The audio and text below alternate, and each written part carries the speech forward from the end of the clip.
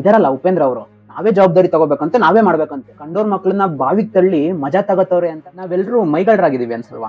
ಯಾಕಂದ್ರೆ ಓಟ್ ಹಾಕ್ಬೇಕಾದ್ರೇನೆ ಹಲವಾರು ರೀತಿನಲ್ಲಿ ಕರಪ್ಟ್ ಆಗಿ ಓಟ್ ಹಾಕ್ತಿವಿ. ಎಲೆಕ್ಷನ್ಗೆ ನಿಂತಿರೋ ಅಭ್ಯರ್ಥಿಗಳು ಕೊಡೋ ಹಣ ಇಸ್ಕೊಂಡು ಆ ಅಭ್ಯರ್ಥಿಗಳು ಅಥವಾ ಪಕ್ಷದವರು ಮಾತಾಡೋ ಜಾತಿ ಧರ್ಮದ ವಿಷಯಗಳಿಗೆ ಇನ್ಫ್ಲೂಯೆನ್ಸ್ ಆಗಿ ಅವ್ರು ನಮ್ಮವರು ಇವ್ರು ನಮ್ಮವ್ರು, ನಾನು ಅವ್ರ ಫ್ಯಾನು ಇವ್ರ ಫ್ಯಾನು ಅನ್ಕೊಂಡು ಯಾರಿಗೂ ತುಂಬಾ ಜಾಸ್ತಿ ಕ್ರೇಜ್ ಇದೆ, ಯಾರು ಭಾಷಣ ನೋಡೋದಕ್ಕೆ ಜಾಸ್ತಿ ಜನ ಸೇರಿದ್ದಾರೆ, ಯಾರು ಚೆನ್ನಾಗಿ ಬೈತಾರೆ, ಯಾರು ಚೆನ್ನಾಗಿ ಡೈಲಾಗ್ ಹೊಡಿತಾರೆ, ಇಂಥವೆಲ್ಲ ನೋಡಿ ಅವ್ರ ಹಿಂದೆ ಎಷ್ಟೇ ಭ್ರಷ್ಟಾಚಾರ ಮಾಡಿದ್ರು, ಇವಾಗ ಭ್ರಷ್ಟ ರೀತಿಯಲ್ಲಿ ಓಟ್ ಕೇಳ್ತಿದ್ರು, ಮುಂದೆ ಭ್ರಷ್ಟರಾಗ್ತಾರೆ ಅಂತ ಗೊತ್ತಿದ್ರು ನಾವು ಕೂಡ ಕರಪ್ಟ್ ಆಗಿ ಓಟ್ ಹಾಕ್ತಿವಿ.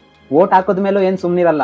ಉಳಿದಿರೋ 5 ವರ್ಷ ನಾವೇ ಓಟ್ ಹಾಕಿ ಕೆಲಸ ಕೊಟ್ಟಿರೋರ್ನ ಬೈಕಂಡ್ ತಿರ್ಗಾಡೋದು, ಆಪೋಸಿಟ್ ಪಾರ್ಟಿಯವ್ರನ್ನ ಆಪೋಸಿಟ್ ರಾಜಕಾರಣಿಗಳನ್ನ ಕಂಪೇರ್ ಮಾಡ್ಕೊಂಡು ಅವ್ರೇನ್ ಮಾಡಿಲ್ವಾ ಇವ್ರು ಮಾಡ್ಲಿ ಬಿಡು ಅಂತ ಸಮರ್ಥನೆ ಮಾಡ್ಕೊಳ್ಳೋದು. ಕೊನೆಗೊಂದಿನ ಈ ರಾಜಕಾರಣಿಗಳು ಯಾರು ಸರಿ ಇಲ್ಲಪ್ಪ, ನಮ್ ಜನ ಸರಿ ಇಲ್ಲ, ನಾನ್ ಸರಿಯಾಗಿದ್ದೀನಿ, ಈ ಜನಗಳಿಗೆ ಬುದ್ಧಿನೇ ಇಲ್ಲ, ನಾನು ತುಂಬಾ ಬುದ್ಧಿವಂತ ಅಂತ ಹೇಳ್ಕೊಂಡು ತಿರ್ಗಾಡೋದು. ಹಿಂಗಿರುವಾಗ ಪ್ರಜಾಕೀಯ ಅಂತ ಕಾನ್ಸೆಪ್ಟ್ ಇಟ್ಕೊಂಡು ನಾವು ಭ್ರಷ್ಟದಾರಿನ ತುಳಿಯೋದೇ ಇಲ್ಲಪ್ಪ ಅಂತ ಪ್ರಾಮಾಣಿಕವಾಗಿ ವಿಚಾರಗಳನ್ನ ಇಟ್ಕೊಂಡು ಜನಾಭಿಪ್ರಾಯ ಕೇಳ್ಕೊಂಡು ಕೆಲಸ ಮಾಡ್ತೀವಿ ಅಂತ ಬಂದ್ರೆ, ಎಲ್ಲಿ ಅವ್ರು ಬಂದ್ಬಿಟ್ರೆ ನಾನು ಜವಾಬ್ದಾರಿ ತಗೋಬೇಕಾಗುತ್ತೋ, ನಾನು ಇನ್ವಾಲ್ವ್ ಆಗ್ಬೇಕಾಗುತ್ತೋ, ಅಕಸ್ಮಾತ್ ಏನಾದ್ರು ತಪ್ಪಾಗ್ಬಿಟ್ರೆ ಬೇರೆಯವ್ರ ಮೇಲೆ ಹಾಕಿ ನುಳಿಸ್ಕೊಳಕ್ ಆಗಲ್ವೋ ಅನ್ಬಿಟ್ಟು ಇವಾಗ್ಲೇ ನುಳಿಸ್ಕೊಬಿಡೋದು.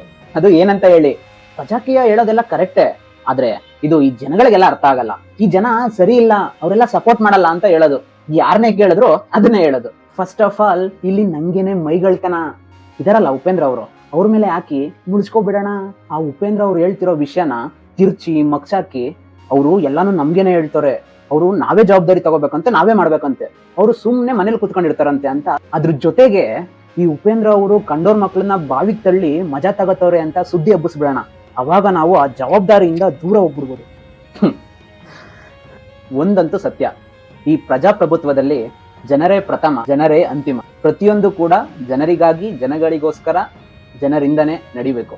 ನಾವು ಜನಗಳು ನಾಯಕತ್ವ ಗುಣಗಳನ್ನ ಬೆಳೆಸ್ಕೊಳ್ಳಿಲ್ಲ ಅಂದ್ರೆ, ನಾವು ವೋಟ್ ಹಾಕ್ಬೇಕಾದ್ರೆ ಕರಪ್ಟ್ ಆಗ್ದನೆ ಸರಿಯಾದ ವ್ಯಕ್ತಿಗಳಿಗೆ, ಸರಿಯಾದ ವಿಚಾರಗಳಿಗೆ ವೋಟ್ ಹಾಕ್ಲಿಲ್ಲ ಅಂದ್ರೆ, ವೋಟ್ ಹಾಕಿ ಒಬ್ರಿಗೆ ಕೆಲಸ ಕೊಟ್ಟ ಮೇಲೆ ಅವ್ರ ಜೊತೆ ರೆಗ್ಯುಲರ್ ಆಗಿ ಕನೆಕ್ಟ್ ಆಗಿಲ್ಲ ಅಂದ್ರೆ, ಅವ್ರು ಏನ್ ಮಾಡ್ತಿದ್ದಾರೆ ಅಂತ ಕೇಳಲಿಲ್ಲ ಅಂದ್ರೆ, ಉಪೇಂದ್ರ ಅಲ್ಲ ಇನ್ನೊಬ್ರಲ್ಲ, ಅವ್ರ ತರ 1000 ಜನ ಬಂದ್ರು ನಮ್ ವ್ಯವಸ್ಥೆ ಚೇಂಜ್ ಆಗಲ್ಲ.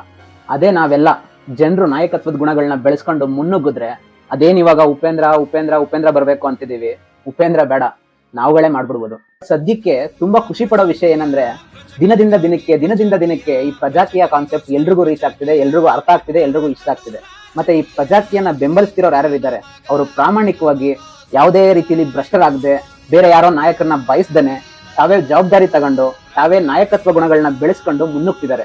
ಇದನ್ನೆಲ್ಲ ನೋಡ್ತಿರ್ಬೇಕಾದ್ರೆ ನನಗನ್ಸ್ತಿರೋದು ಉತ್ತಮ ಪ್ರಜಾಕೀಯ, ಉತ್ತಮ ಬೆಳವಣಿಗೆ ಅಂತ.